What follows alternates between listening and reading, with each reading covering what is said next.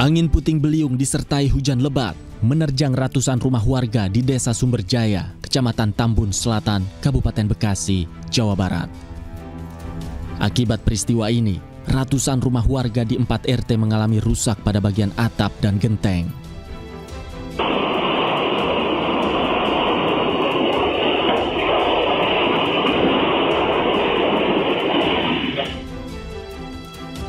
Selain itu, hembusan angin yang kencang membuat kanopi rumah warga terbawa angin hingga sejauh 30 meter dan menghancurkan atap rumah.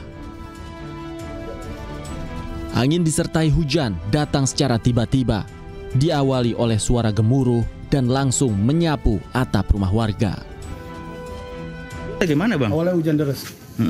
Hujan deras, angin kecil, terus langsung gede, langsung puting beliung. Kalau Abang terdampak, apanya Bang yang rusak, Bang? Kalau saya, bagian atapnya aja sih, asbesnya pada kabur, pada terbang.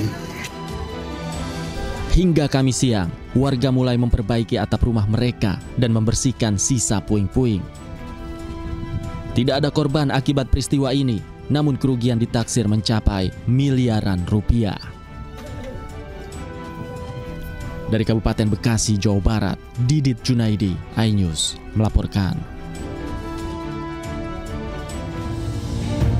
Halo, selamat malam, apa kabar pemirsa? Informasi angin kencang disertai hujan lebat yang membuat ratusan rumah warga di Kabupaten Bekasi, Jawa Barat porak-poranda tadi menjadi pembuka jumpa kita di iNews Prime. Sementara itu, Menteri Energi dan Sumber Daya Mineral Bahlil Lahadalia berjanji akan menindak tegas agen gas nakal dan akan membentuk badan pengawas distribusi gas bersubsidi. Saya Breman Atenaya, inilah iNews Prime selengkapnya.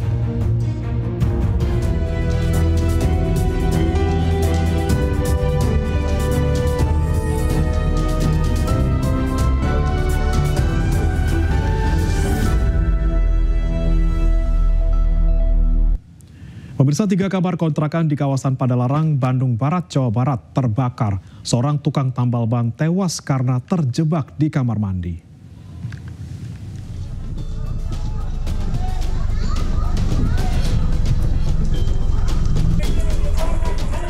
Kebakaran melanda bangunan kontrakan di Jalan Caringin, Padalarang, Bandung Barat, Jawa Barat pada Kamis sore. Api menghanguskan 3 unit kamar kontrakan. Warga tak bisa berbuat banyak lantaran api yang terus membesar disertai letupan dari kabel listrik. 5 mobil damkar pun dikerahkan untuk memadamkan api.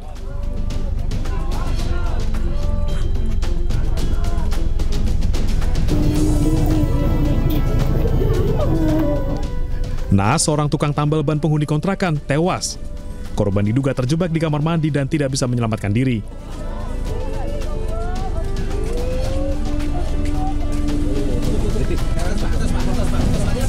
Dari dalam. Oh, dari dalam? Ya, dari dalam ada asap gumpalan.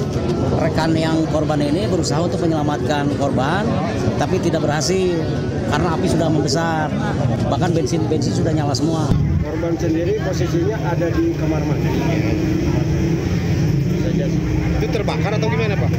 Kondisinya, Pak? Kondisinya kayaknya dia terlalu banyak kejebak. Menghirup asap racun kayaknya. Kebakaran diduga akibat korsleting listrik di kamar kontrakan korban. Tim Inafis Polres Cimahi diterjunkan untuk menggelar olah tempat kejadian perkara dan meminta keterangan sejumlah saksi. Dari Bandung Barat, Jawa Barat, Yuwono Wahyu, iNews melaporkan. 2 rumah di Mandailing Natal, Sumatera Utara ludes terbakar. Kebakaran diduga akibat penghuni salah satu rumah lupa mematikan kompor.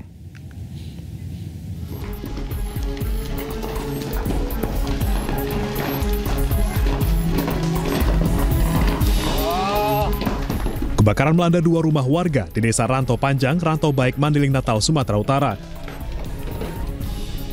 Warga yang panik sempat berupaya memadamkan api dengan ember agar tidak menyebar ke rumah lainnya. Jauhnya lokasi membuat pemadam kebakaran hanya tinggal melakukan pendinginan karena bangunan sudah rata dengan tanah. Kebakaran diduga akibat penghuni salah satu rumah yang lupa mematikan kompor saat meninggalkan rumah. Sejauh yang kami ketahui itu rumah dalam keadaan kosong dan keluarga sedang dalam bekerja. Tidak ada korban dalam kebakaran ini, namun kerugian diperkirakan mencapai puluhan juta rupiah. Dari Mandailing, Natal, Sumatera Utara, Ahmad Hussein Lubis, iNews melaporkan. 2 dari 8 jenazah korban kecelakaan di gerbang tol Ciawi, Kabupaten Bogor, Jawa Barat masih dalam proses identifikasi. Proses identifikasi 2 jenazah dilakukan untuk mencocokkan DNA korban dengan DNA pihak keluarga. Sebelumnya 6 jenazah lain telah diserahkan kepada pihak keluarga pada Rabu kemarin setelah teridentifikasi. Sementara 5 korban luka masih dirawat di RSUD Ciawi yang terbagi dalam 2 ruangan perawatan berbeda. Secara umum kondisi para korban luka berangsur membaik, namun belum bisa diajak berkomunikasi.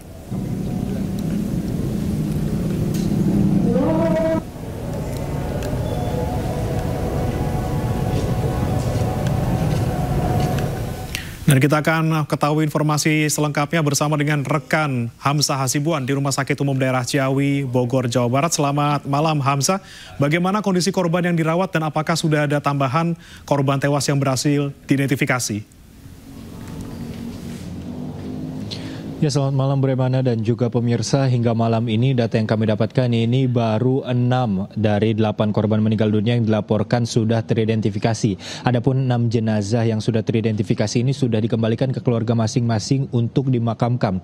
Selain itu 2 jenazah lainnya yang masih belum teridentifikasi ini karena fisiknya sudah tidak dapat dikenali karena luka bakar yang dialami pada kecelakaan di gerbang tol Ciawi 2 pada Selasa malam lalu. Nantinya kedua jenazah terbakar ini akan dilakukan proses identifikasi dengan cara pemeriksaan DNA yang sebelumnya pihak RSUD Ciawi dibantu dengan DVI Polri ini sudah menerima sampel DNA dari pihak keluarga dan juga jenazah yang nantinya akan dicocokkan untuk proses identifikasi. Selain itu informasi yang kami dapatkan hari ini adalah terkait dengan supir yang mengendarai truk tronton yang membawa galon air mineral yang diduga menjadi penyebab utama dari kecelakaan di gerbang tol Ciawi pada Selasa malam lalu.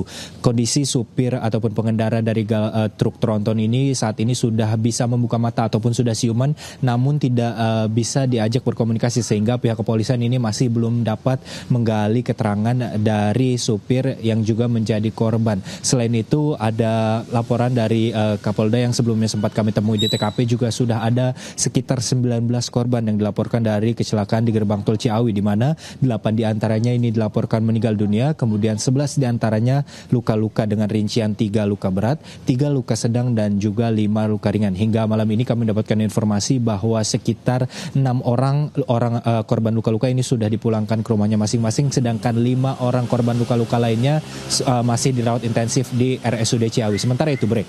Baik, masih ada 5 korban yang dirawat di sana. Terima kasih Hamzah Hasibuan dari RSUD Ciawi, Bogor, Jawa Barat. Selamat bertugas kembali.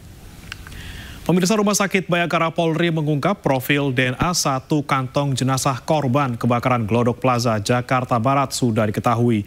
Hingga saat ini 6 dari 14 korban hilang sudah teridentifikasi. Hal ini diungkapkan oleh Kepala RS Polri Brigjen Pol Prima Heru Yuli Hartono pada Kamis siang. Proses pemeriksaan dilakukan dengan cara mengambil sampel dari jenazah, kemudian melakukan pemeriksaan menggunakan alat pemeriksaan. Dan pemeriksaan DNA ini dilakukan setelah autopsi bekerja sama dengan Biro Laboratorium Pusdokes Polri. Hingga kini 6 dari 14 korban hilang sudah teridentifikasi. Untuk kasus Glodok Plaza, kita menerima 16 kantong jenazah. Yang 6 sudah kita rilis, rekan-rekan, yang 1 masih proses. Yang lainnya karena kondisinya terbakar lanjut, kita masih melakukan pemeriksaan lebih lanjut. Pemirsa, 6 korban tewas kecelakaan beruntun di gerbang tol Ciawi berhasil teridentifikasi. Jenazah kemudian diserahkan ke keluarga masing-masing dari RSUD Ciawi pada Rabu malam.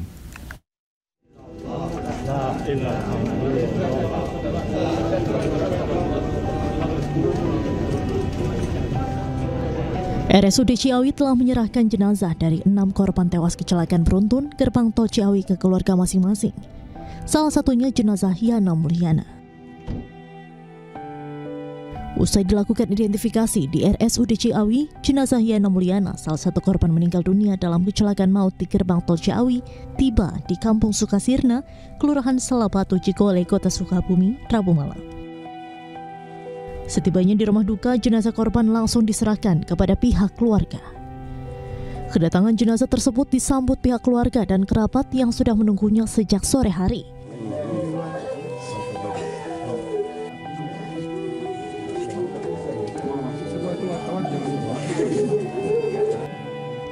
Isak tangis keluarga pecah saat jenazah Yana Mulyana dibawa masuk ke dalam rumah.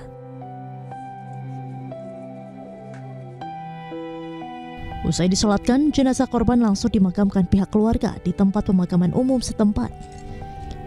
Istri almarhum yang ikut ke pemakaman tampak sangat terpukul dengan kepergian sang suami hingga tak kuasa saat melihat jenazah sang suami dikebumikan. Diketahui saat kejadian, istri Yana, Sugiyarti dan anak keduanya yang masih berusia 3 tahun serta 3 rekannya selamat dalam kecelakaan tersebut. Yang 2 udah pulang, yang 1 tinggal anaknya, tadi istrinya ada kan, udah. Anaknya sekarang di rumah sakit? Ya, masih di rumah sakit. Hingga kini sebanyak 6 korban tewas kecelakaan di gerbang tol Ciawi 2, Jawa Barat sudah dipulangkan ke keluarga korban dari RSUD Ciawi pada Rabu malam. Sementara 2 jenazah lainnya sulit teridentifikasi oleh DVI Polda Jabar karena luka bakar mencapai 100%. Dari Sukabumi, Jawa Barat, Budi Setiawan, iNews melaporkan. Sebelumnya pemirsa, kecelakaan maut di pintu tol Ciawi 2 terjadi pada Selasa malam pukul 23:30 waktu Indonesia Barat. Kecelakaan yang menewaskan 8 orang tersebut diduga karena rem truk tidak berfungsi. Namun saat ini sopir truk belum bisa dimintai keterangan karena mengalami cedera kepala.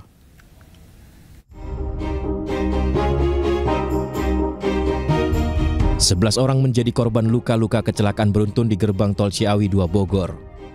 Kejadian kecelakaan ini juga menewaskan 8 orang. Proses evakuasi bangkai kendaraan akibat kecelakaan maut di gerbang tol Ciawi 2 memakan waktu yang cukup lama. Di mana truk galon yang menabrak gardu tol dalam kondisi ringsek dan hangus. Bagian depan truk penyok. Begitu juga dengan minibus yang ditabrak oleh truk ringsek, kaca-kaca bagian depan mobil pecah hingga membuat kerangka mobil penyok. Hingga saat ini, polisi masih terus melakukan penyelidikan kasus ini, termasuk memintai keterangan sopir truk galon yang diduga memicu kecelakaan terjadi. Namun sopir tersebut masih belum bisa dimintai keterangan karena mengalami cedera kepala dan dirawat intensif di RSUD Ciawi. Ya, salah seorang yang dirawat di ruangan Bougainville itu adalah supir dari truk.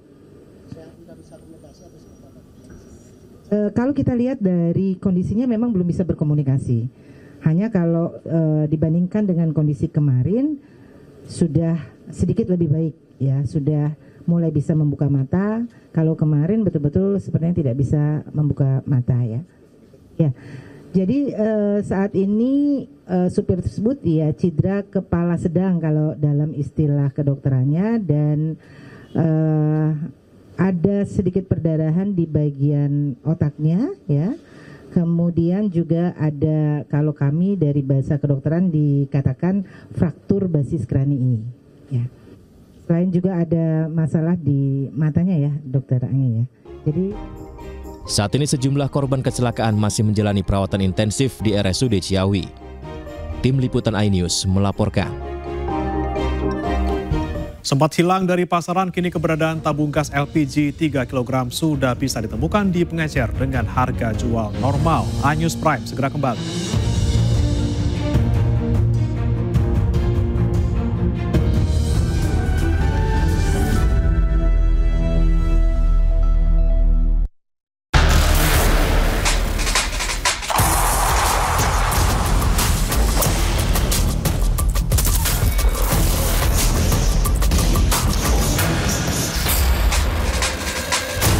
Ketika tubuh membutuhkan cairan, elektrolit dan karbohidrat yang hilang perlu digantikan. Dan daya tahan tubuh perlu dijaga. Minum UC 1000 Lemon Water atau Orange Water. Minuman isotonik unik dengan 1000 mg vitamin C.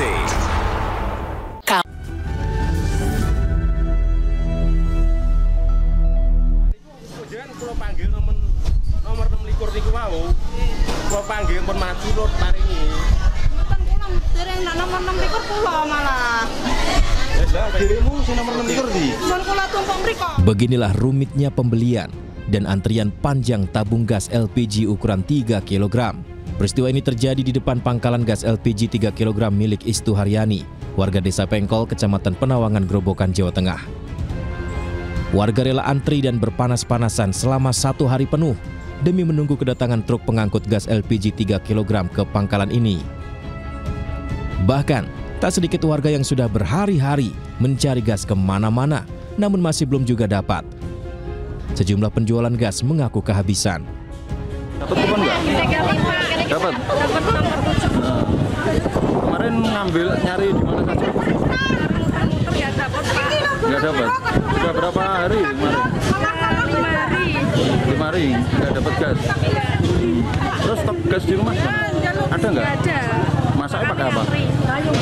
Pakai kayu. Ratusan warga dari berbagai desa yang telah lelah mengantri ini kemudian berdesakan mengantri untuk menukarkan kupon di kasir. Polisi yang berada di lokasi meminta ibu-ibu yang mengantri untuk bersabar. Sebenarnya pangkalan LPG gas 3 kg mendapat 120 stok gas, namun karena lonjakan pembelian, akibatnya jumlah gas masih dirasa kurang. Ini dapat 120 kayaknya tadi kirimannya. Tergantung, iya 120 kayaknya. Dari hari Selasa. Tidak mencukupi sama sekali. Pasti kurang. Jumlah pembeli yang datang terus bertambah hingga melebihi stok yang ada di pangkalan saat ini. Dari Grobogan, Jawa Tengah, Rustaman Nusantara, iNews melaporkan. Menteri Energi dan Sumber Daya Mineral Bahlil Lahadalia menyidak pangkalan gas LPG 3 kg di Pekanbaru, Riau. Bahlil berjanji akan menindak tegas agen gas yang nakal dan akan membentuk badan pengawas distribusi gas bersubsidi.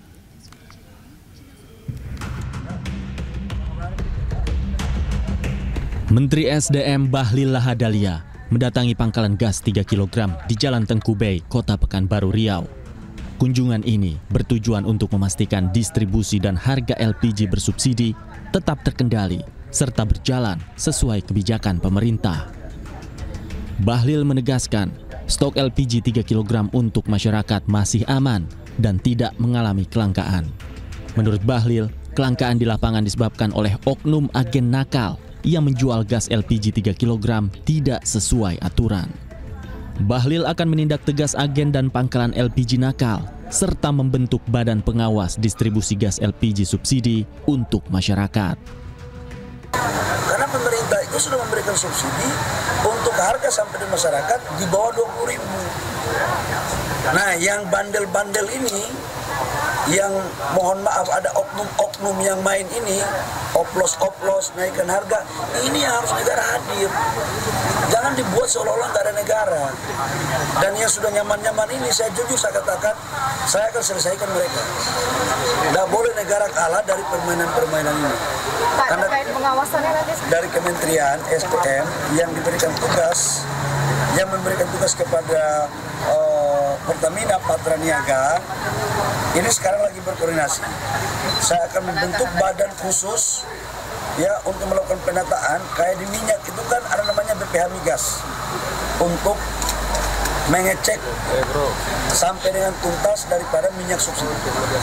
Ini saya lagi memikirkan untuk membentuk badan khusus pengawasan pengelolaan penyaluran LPG. Kementerian SDM berkomitmen mengawasi distribusi gas LPG 3 kg agar tidak terjadi pelanggaran.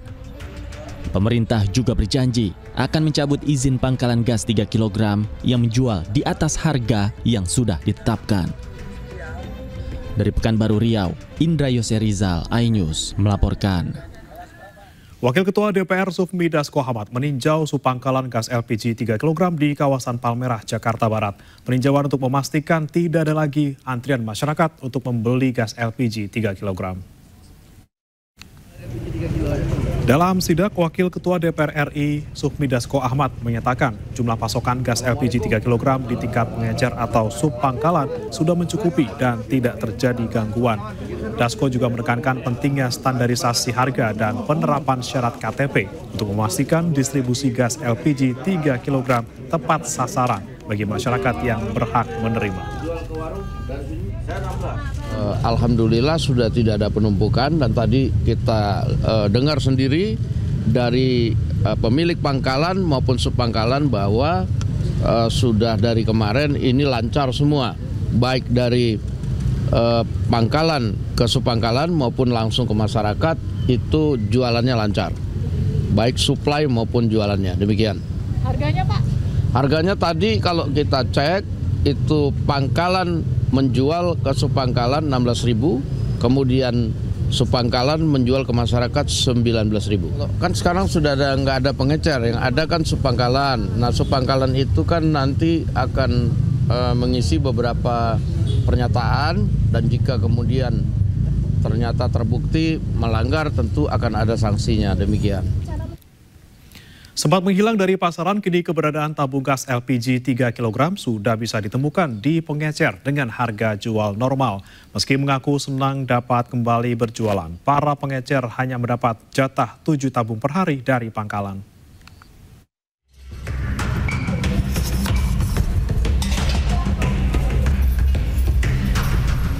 Para pelaku usaha warung kelontong yang menjadi pengecer gas LPG 3 kg di kawasan Sawah Besar, Jakarta Pusat akhirnya kembali bisa tersenyum lebar. Pasalnya, terhitung mulai hari ini, pangkalan gas kembali memasok gas melon ke warung-warung mereka. Meski mengaku senang, namun sejumlah pengecer mempertanyakan pembatasan pasokan gas melon dari pangkalan ke warung kelontong mereka yang hanya dijatah 6-8 tabung per hari. Akibatnya tak sedikit warga yang masih harus gigit jari karena kehabisan stok gas 3 kg. Ya alhamdulillah sekarang udah mulai lancar. Mulai lancar. Iya. Untuk tapi dijatahin gitu. Dijatahin di ini sama agen, nggak full gitu dikasihnya. Oh, nggak full. Iya. Berapa Bu untuk jatah? Kadang 8, kadang 7. Kendati pemerintah kerap menekankan agar harga jual gas melon di pasaran tidak melebihi harga eceran tertinggi, namun para pengecer tetap menjual gas dengan harga Rp22.000 per tabung. Hal itu karena harga beli di tingkat pangkalan yang masih tinggi, yakni Rp18.000. Para pengecer berharap tidak adanya pembatasan pasokan agar tak ada lagi masyarakat yang kesulitan mendapatkan gas LPG 3 kg. Dari Jakarta, Radi Sanjaya, iNews melaporkan. Sementara itu, keluarga wanita pemburu LPG yang tewas terlindas truk mendapat santunan asuransi Jasara Harja senilai Rp50 juta. Namun naas, uang hasil pencairan asuransi tersebut raib dijamret.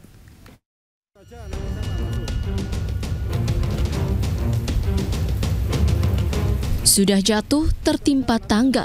Inilah yang dialami Sugeng, suami dari wanita pemburu LPG yang tewas terlindas truk di Jalan Semarang Grobogan, Demak, Jawa Tengah. Bagaimana tidak, usai kehilangan nyawa istri tercintanya, kini Sugeng juga harus kehilangan uang Rp50 juta hasil dari pencairan santunan asuransi Jasara Harja istrinya. Kejadian berawal saat mobil yang dikendarai bersama seorang kerabatnya usai mencairkan dana santunan di salah satu bank di Demak tiba-tiba bocor ban. Saat dirinya ke bengkel tambal ban, tiba-tiba uang sebesar Rp50 juta yang berada di dalam mobil digasak 2 orang yang mengendarai sepeda motor. Ya, permintaannya saya dan permohonan minta tolong Bapak keamanan, tolong carikan dana itu dana kematian istri saya. Tolong uang Jasara Harja, Pak? Jasara Harja senilai Rp50 juta. Dibutuhkan banget, sangat-sangat banget. Ini sama ini dari pihak pemerintah desa sudah. Pasca peristiwa tersebut, keluarga korban pun melaporkan kejadian ini ke polisi. Sementara itu, belum ada keterangan resmi dari polisi untuk menindaklanjuti perkara ini. Dari Demak, Jawa Tengah, Sukma Wijaya, iNews melaporkan.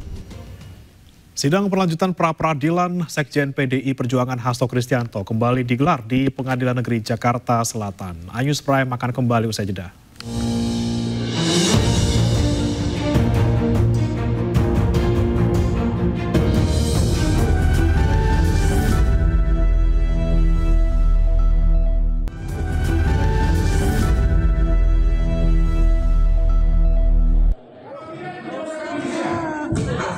Kita bertahan.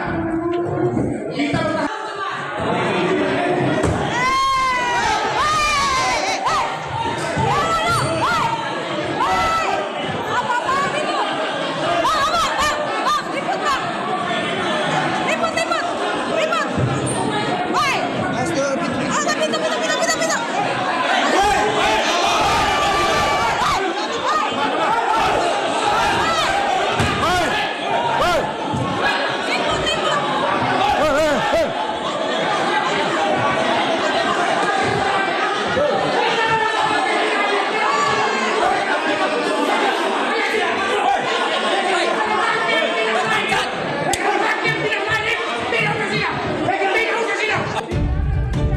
Kericuhan ini terjadi saat persidangan kasus pencemaran nama baik yang dilaporkan oleh Hotman Paris dengan terdakwa Rasman Arif Nasution.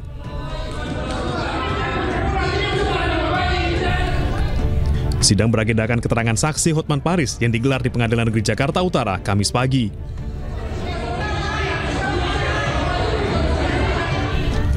Saat sidang, majelis hakim meminta agar sidang digelar secara tertutup karena ada materi yang mengandung kesusilaan.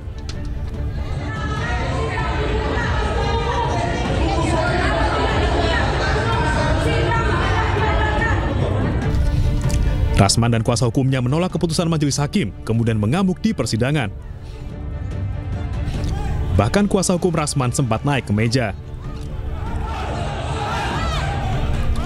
Suasana yang tidak kondusif memaksa majelis hakim untuk mengskor sidang hingga 2 pekan ke depan.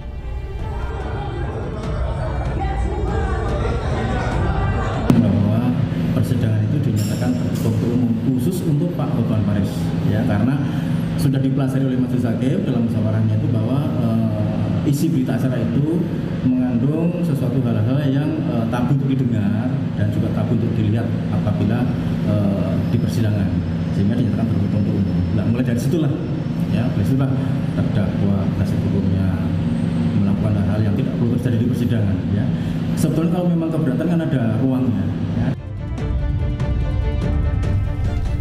Sebelumnya, Rasman Arif Nasution telah ditetapkan sebagai tersangka dalam kasus pencemaran nama baik terhadap Hotman Paris sejak 2022. Dari Jakarta, Sofyan Firdaus, iNews melaporkan. Pemirsa, PT Timah memutuskan memberhentikan salah satu karyawannya usai video viral diduga menghina tenaga honorer yang berobat dengan BPJS. Diakui keputusan tegas ini diambil dengan pertimbangan yang matang. Ngantri ya, Dek. BPJS ya.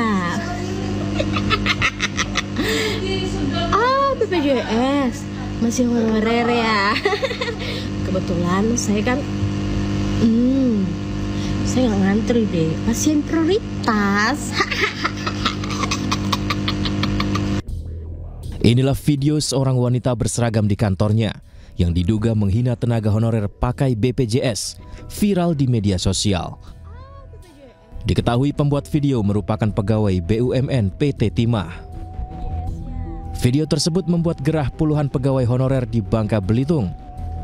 Hingga kemudian dikabarkan mendatangi DPRD Bangka Belitung menyampaikan rasa sakit hati mereka pada oknum karyawan PT Timah melalui kontennya tersebut. Tadilah kami minta tuntutan kawan-kawan bikin video itu, beliau tuh Pak, Ibu Sucido, langsung minta tolong dibikin video PT minta maaf untuk kami para honorer nih dan seluruh pengguna BPJS non prioritas. Didampingi dengan kami para honorer nih dengan Humas PT Timah. BPJS. Pembuat video bernama Dwi Citraweni alias Weni Maizon, pegawai PT Timah di Provinsi Bangka Belitung, mengklarifikasi video buatannya. Ia pun meminta maaf jika ada yang terganggu. Konten-konten yang ada di akun saya tersebut itu adalah murni POV, point of view, itu adalah sudut pandang saya sendiri dan tidak ada hubungannya dengan perusahaan tempat saya bekerja. Karena itu adalah akun pribadi saya sendiri yang tidak ada hubungannya sama sekali dengan perusahaan tempat saya bekerja. Untuk pihak-pihak yang terganggu atas video atau VT yang saya buat, konten-konten yang saya buat, mungkin saya mau minta maaf karena konten tersebut tidak ada kaitannya dengan atau tidak ada niat buat menyinggung profesi atau organisasi. Tak lama PT Timah melalui media sosialnya menegaskan menggunakan fasilitas BPJS Kesehatan yang sama dengan yang digunakan masyarakat pada umumnya. Video yang viral tersebut tidak mewakili PT Timah dan PT Timah akan memberikan sanksi tegas kepada yang bersangkutan.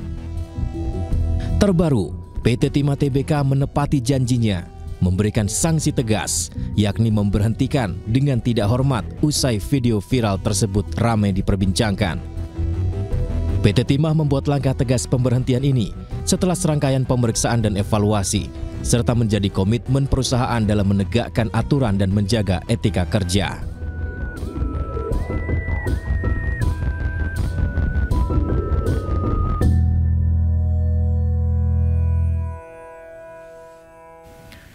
Informasi lainnya pemirsa, Komisi Pemberantasan Korupsi mengungkap alasan tim penyidik menggeledah kediaman politikus Partai Nasdem Ahmad Ali dan Ketua Umum Pemuda Pancasila Capto Sulistyo Suryo Sumarno kemarin Selasa. Dan penggeledahan ini terkait dengan kasus korupsi yang menjerat mantan Bupati Kutai Kartanegara, Kalimantan Timur, Rita Widyasari. Untuk lebih menjelaskan bahwa benar pada hari Selasa tanggal 4 Februari, penyidik melakukan kegiatan penggeledahan untuk tersangka RW. Ada dua lokasi, yang pertama di rumah saudara AA di perumahan Interkon di daerah Kembangan, Jakarta Barat. Dari lokasi tersebut penyidik menyita uang dalam bentuk rupiah dan falas senilai 3,49 miliar, dokumen, barang bukti elektronik, dan juga ada tas dan jam tangan branded ya. Untuk kegiatan di rumah tersebut berlangsung dari pukul 10 pagi sampai dengan pukul 4 sore waktu Indonesia bagian Barat. Untuk lokasi kedua merupakan rumah saudara JS di daerah Jagakarsa, Jaksel. Ini penyidik menggeledah dan melakukan penyitaan 11 kendaraan bermotor roda 4, uang dalam bentuk rupiah dan falas senilai kurang lebih 56 miliar. Dan ada juga penyitaan dalam bentuk dokumen dan barang bukti elektronik. Pemirsa, DPR kini memiliki kewenangan untuk mengevaluasi kinerja pejabat negara hasil uji kelayakan dan kepatutan atau fit and proper test yang ditetapkan dalam rapat paripurna. Hasil evaluasi tersebut nantinya bisa berujung pada rekomendasi pemberhentian bagi pejabat yang bersangkutan.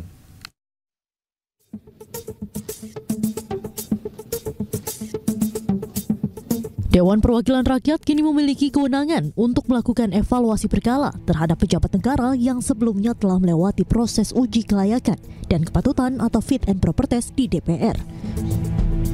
Kewenangan tersebut tertuang dalam pasal 228A Revisi Peraturan DPR RI nomor 1 tahun 2020 tentang tata tertib yang telah disahkan dalam rapat paripurna DPR pada Selasa 4 Februari 2025 lalu.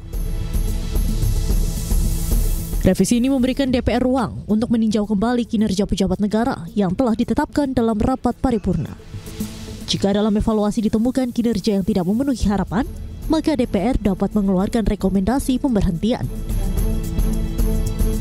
Pasal 228A ayat 1, dalam rangka meningkatkan fungsi pengawasan dan menjaga kehormatan DPR, terhadap hasil pembahasan komisi sebagaimana yang dimaksud dalam pasal 227 ayat 2, DPR dapat melakukan evaluasi secara berkala terhadap calon yang telah ditetapkan dalam rapat paripurna DPR.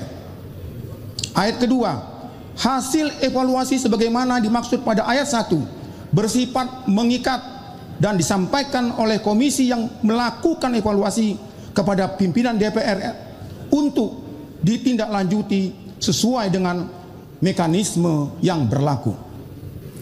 Tibalah saatnya kami minta persetujuan fraksi-fraksi terhadap hasil pembahasan revisi Peraturan DPR RI Nomor 1 Tahun 2020 tentang tata tertib. Apakah dapat disetujui? Terima kasih. Dengan adanya revisi tata tertib ini, sejumlah pejabat yang telah ditetapkan DPR melalui rapat paripurna dapat dievaluasi kinerjanya secara berkala. Mulai dari komisioner dan Dewan Pengawas Komisi Pemberantasan Korupsi, Hakim Mahkamah Konstitusi dan Mahkamah Agung, Komisioner KPU dan Bawaslu selaku penyelenggara pemilu, hingga Panglima TNI serta Kapolri. Dari Jakarta, Tim Liputan iNews melaporkan. Sidang lanjutan pra-peradilan Sekjen PDI Perjuangan Hasto Kristianto kembali digelar di Pengadilan Negeri Jakarta Selatan. Sidang beragendakan mendengar jawaban KPK selaku pihak termohon. Sidang perkara pra-peradilan nomor 5. Sidang pra-peradilan Sekjen PDI Perjuangan Hasto Kristianto kembali digelar di PN Jakarta Selatan pada hari Kamis. Sidang kali ini beragendakan mendengar jawaban KPK selaku pihak termohon. Selain itu, sidang dilanjutkan dengan agenda menyampaikan bukti tertulis dari pemohon, yakni Hasto Kristianto. Terima kasih, Yang Mulia Hakim. Tim kuasa hukum Hasto turut membawa 41 alat bukti untuk mendukung petitum tuntutan di sidang permohonan pra-peradilan untuk menguatkan argumentasi pada sidang di hari sebelumnya. Tuntutan kami dalam permohonan pra-peradilan, kami mengajukan 41 bukti yang menguatkan argumentasi kita dalam permohonan yang kemarin sudah dibacakan. Di antaranya adalah hasil sidang eksaminasi para ahli hukum, para profesor, doktor hukum, dan juga ada FGD, Forum Group Discussion, yang membahas terkait dengan dugaan pelanggaran-pelanggaran prosedur yang dilakukan oleh penyidik KPK. Sebelumnya, kuasa hukum Hasto Kristianto menyebut penetapan Hasto sebagai tersangka dilakukan tanpa melalui pengumpulan 2 alat bukti permulaan yang cukup. Rencananya sidang pra-peradilan masih akan digelar secara maraton hingga 13 Februari mendatang. Dari Jakarta, Salam Rahmat, Pandu Priyo Aji, iNews melaporkan. Presiden Amerika Serikat Donald Trump berencana mengambil alih jalur Gaza, Palestina. Kami akan hadirkan informasinya sesaat lagi.